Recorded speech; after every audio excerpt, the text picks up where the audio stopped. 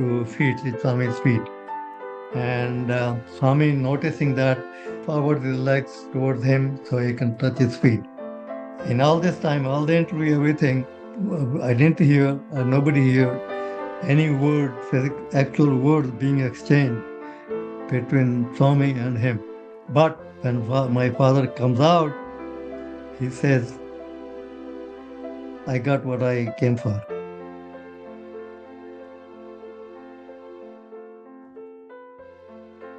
Sairam, dear listeners, welcome to Sai SOUL 100.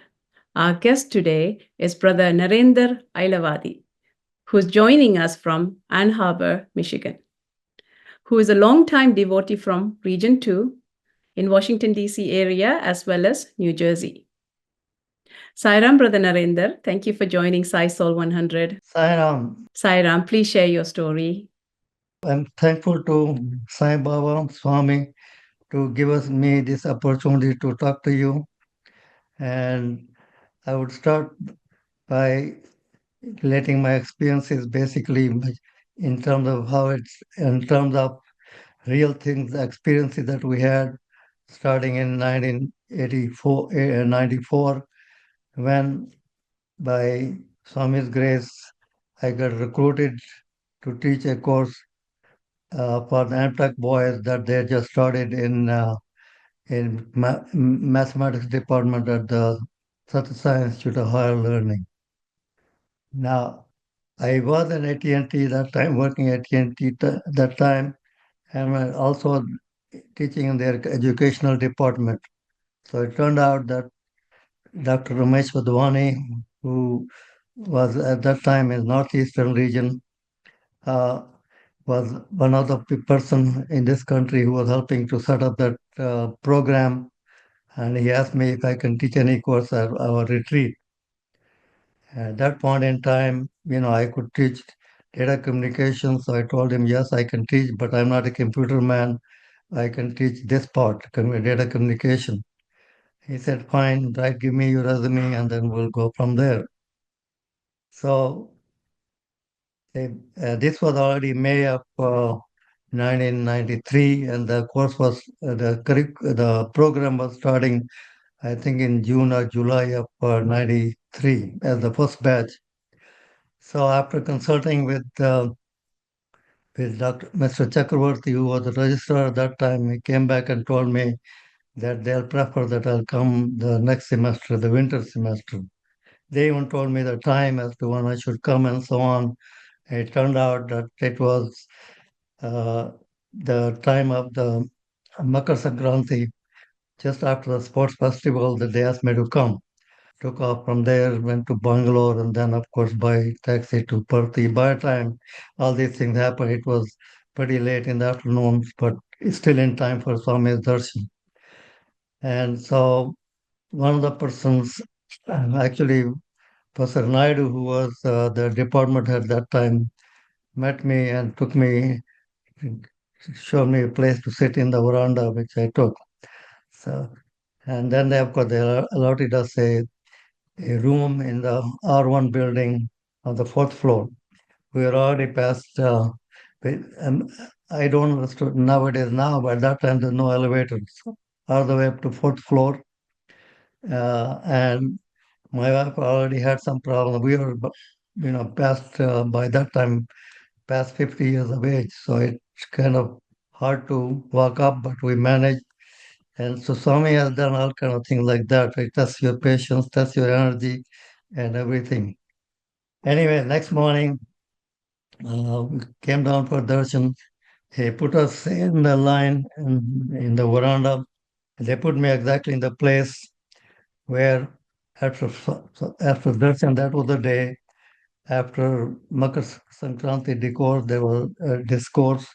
It was the day all the boys were going back to their respective institutions, Vrindavan and Anantapur and so on. So Swami, as a rule of thumb, apparently I learned later, gives everybody who's Prad Namaskar that day. Everybody, all the staff, all the people out.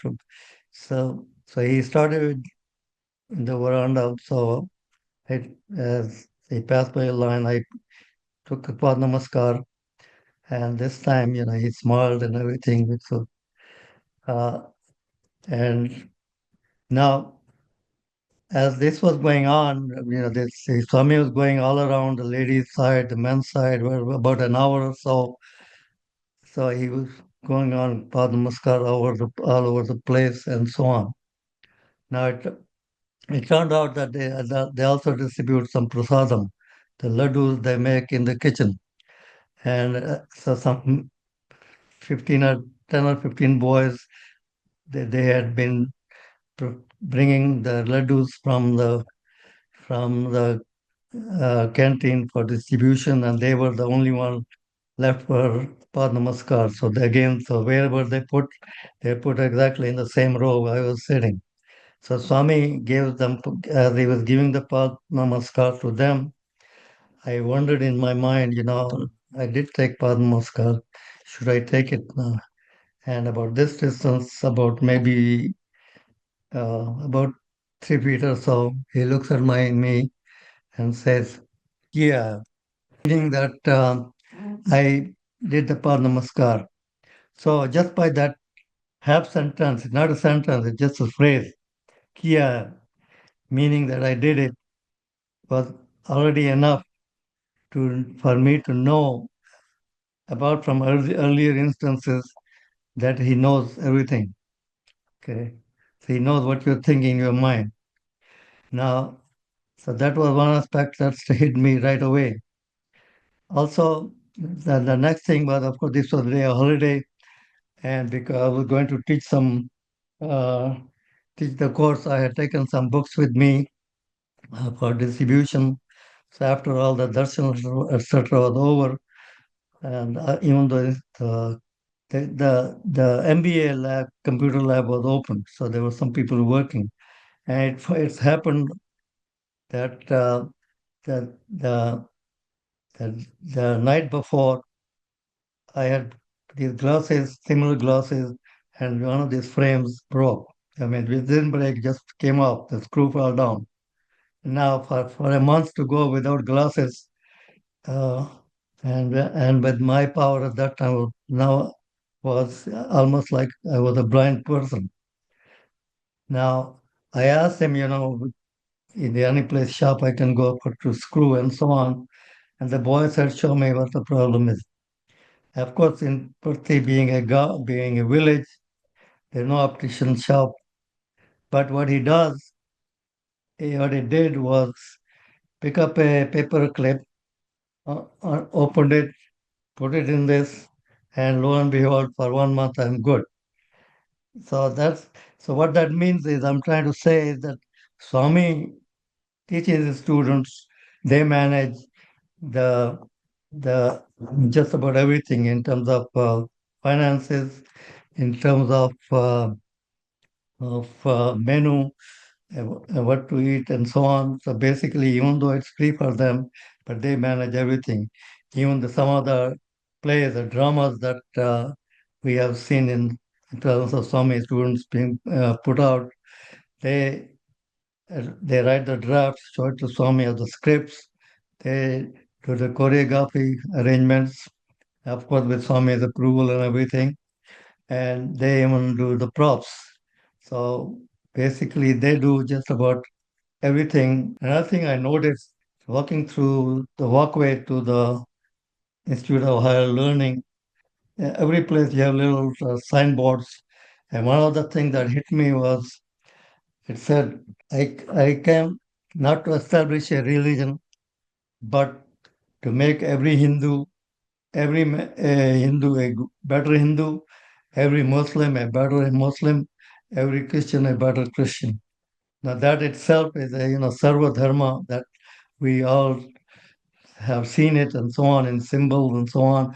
So it is Sanatana Dharma that is establishing, which means equal respect for all religions. That's one aspect that I learned. Another aspect that I want to emphasize is faith and patience. For example, I didn't know much about Shirdi Sai Baba. I learned about Shirdi Sai Baba while sitting in the darshan line those days after Swami did his morning darshan, he would go take some devotees to for the interview. During that time frame, between interview and Swami coming out, I used to see a lot of these college staff people who will be reading something or the other. So one guy had a book. So I was just asking what this book is, and that turned out to be Shirdi Sai Baba's. Later on, I found out actually one of the professors the profound effect of reading this book, and that is that I was told this book, if you read in 7 days, start Thursday and finish by Thursday, and Shirdi Baba uh, fulfills your wishes. So this reading, if you complete in 7 days, gives you whatever you desire, and you cannot beat that, right? So of course, I didn't know where to get the book. So I found out where to get the book, and next year when we came, we we got the book signed. So I was reading this book signed. One thing. So the one thing I will emphasize is to read this book. If you want anything, read this book. Next thing I would like to emphasize is writing letters to Swami. Okay, these are things I learned while visiting there.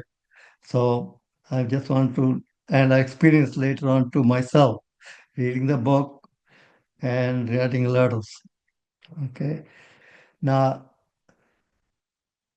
my father and my parents, actually my father and my mother both, they, I was going basically every year, me and my wife, from 94 onward until 2011. Our last visit when Swami was in physical form was February uh, of 2011.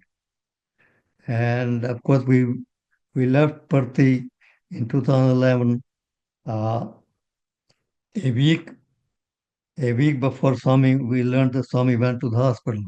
That was in mid-March somewhere, I think March 20th. So we left a week or so before. Okay, and so all this time we were going every year. Now, and so my parents came with us only twice. So these now those 2 times. So first time my father. By that time my father uh, had severe arthritis. He knees wouldn't work. Basically, he was wheelchair bound.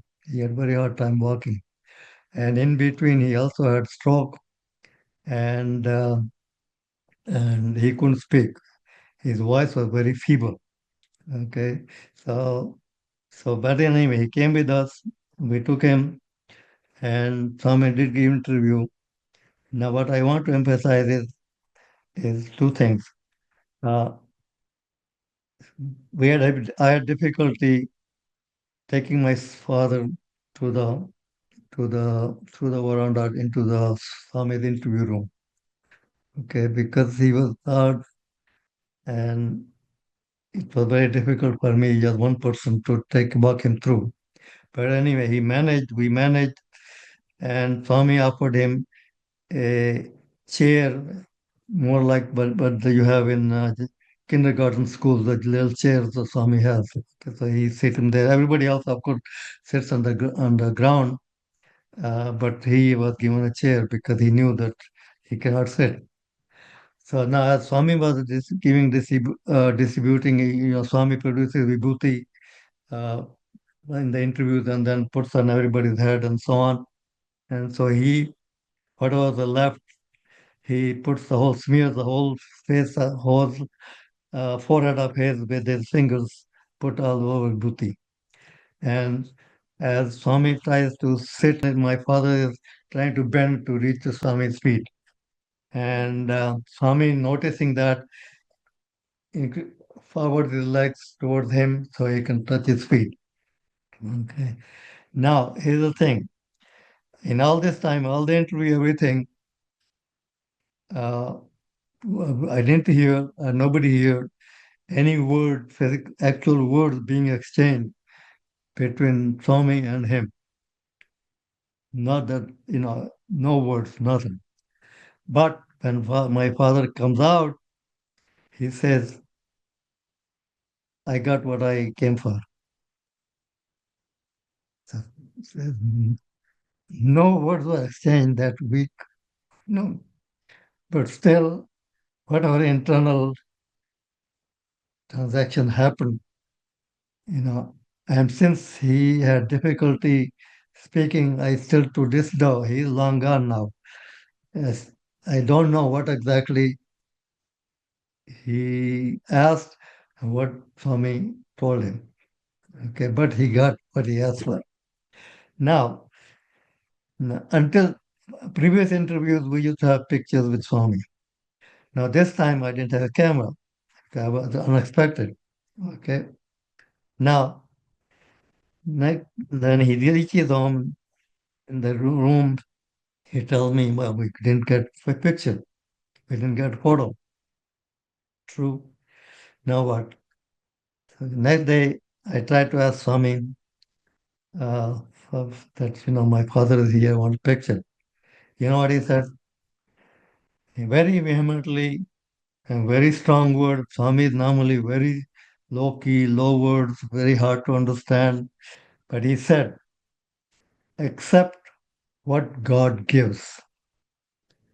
And he repeated it, accept what gives, God gives. And then he says the reason for it. And this he repeated so many times, 3 times. So everybody in the veranda could hear him. Okay, it's not just me. It's accept what God gives. There's reason for it. Now, now of course, acceptance is hard, but that's the message that you need to give, to take. That whatever happens, it happens. Shri Baba's story also has this. Okay, uh, that that whatever will happen is for your own good. Where if you insist what Swami wants to give you, what Swami gives you, that you want this particular thing for Swami, for example, marriage or child or whatever, it's not always true that when you get it, of course, that point you say, well, Swami, listen to me, gave me this, that, which is fine. But uh, if if he gives you exactly what you want, to the letter, it may not exactly be to your benefit in the long run. But only you get what Swami wants to give you rather than what you want. There's a difference. Okay. The difference is what you get, what Swami gives you has good for it, has meaning, has good for you. In the long run, it's going to help you. In the short run, if Swami gives you what exactly you want, it may be great, maybe a year, 2 or 3, but in long run, it's not going to be satisfactory. And that's what the point I like to make. So don't expect that Swami will do exactly what you want him to do. Okay. So if your faith is dependent only on that, will not work. Okay. But if your faith is that whatever Swami is doing is, or some reason, has some meaning to it, and is going to be for your own good, that's what you want to accept. Sairam, Brother Narinder, thank you so much for sharing your story. There are wealth of experiences that you've had, but you focused on this particular one where in 1994, you had gone to Parthi to teach the data communication. And although you were an educator there, you came across many other lessons that you learned in the presence of Swami and also by witnessing the other students and everybody else that were in that journey with you. For example, you said that you were walking in one of the hallways, you said, I have not come to create a religion, but to make a Hindu a better Hindu, a Christian a better Christian, a Muslim a better Muslim, and whatever faith you have, for you to become better at that. And that was quite impactful for you to even remember now and to practice that. The other thing that you mentioned that you got out of this is the value of reading Shri Sai Satcharita book. And yes, the understanding that reading it in 7 days comes with a lot of power at the end of it. And you have mentioned that you have experienced that too. And then Swami signing that book for you as well. That's very precious. And then you talked about the importance of faith and patience, because you have to have faith that Swami will respond, but he will respond at his own time, and he will respond in his own way, not necessarily the way we want things. And we shouldn't really go seeking for how we want things, because it might not necessarily be what is good for us. So finally, you had mentioned along that line is that Swami saying, accept what God gives, right? Because there's a reason for it. And it takes a bit of life experience and spiritual maturity. And it will come as time goes on. We will get churned in this world. That spiritual maturity will come, but ultimately accept what God gives. And thank you for sharing your powerful lessons you learned while being in the presence of Swami and beyond. Brother Narinder, thank you so much for joining Sai Soul 100. Sairam, thank you very much, Swami's grace. Sairam, dear listeners, thank you for listening to Sai Soul 100 with Brother Narinder Ailawadi. I am Prabha Swaminathan. Until next time, Jai Sairam.